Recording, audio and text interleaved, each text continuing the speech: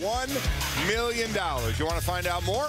Visit discovergiveaway.com. It's Super Week with Mike and Mike in the morning. And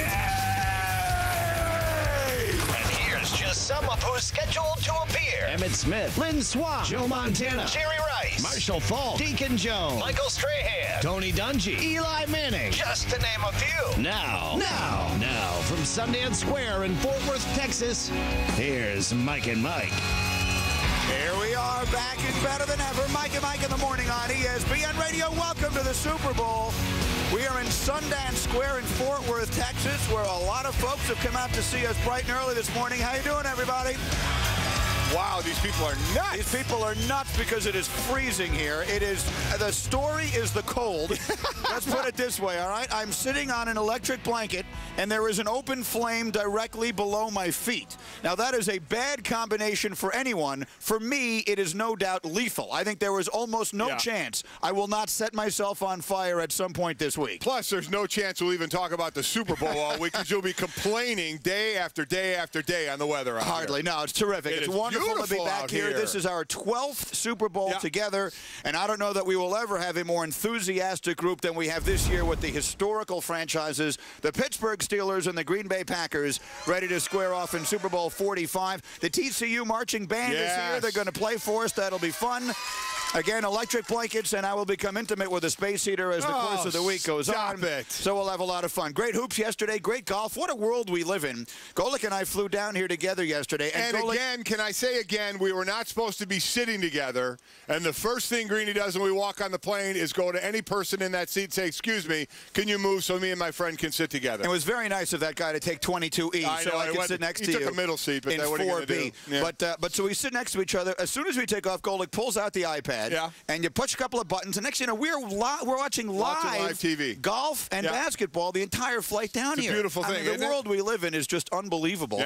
So we watched Bubba Watson win the golf yesterday. We watched the end of the Oklahoma City-Miami game yesterday, which was terrific. And we watched a lot of the Celtics and Lakers, which is terrific. So all of that and much more coming up on the program today. But we begin with real quick, just know you've impressed my wife, who was up watching already, and the first text I got from her, she said, wow, nice crowd. Nice job out of you guys. Yeah, well, she hasn't met them. No, that's true. I mean, we were out chatting with a few of the folks. Had she met them, she'd be a little less impressed. A little more leery about I think that. early. Yeah, well, that would be the early read from me, but that's neither here nor there. Now, we're in Fort Worth, and we're going to be here all week long.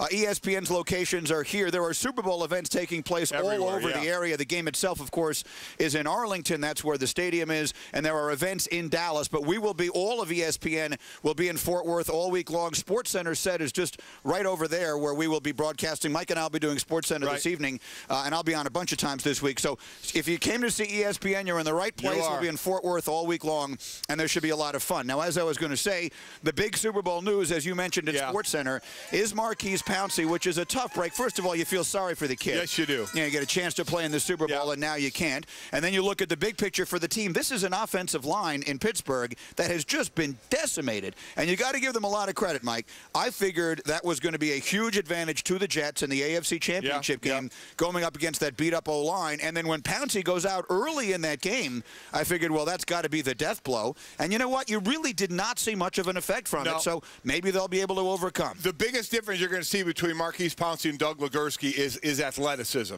And I don't want to make it sound like a slight to Legursky, but that's one of the strong points for Maurkice Pouncey. You know, for a guy 6'4", 304, doesn't look like he's 304. Looks like he's about 280-something, the way he moves, gets to the second level, is able to help on outside blitzes at times and move and get going.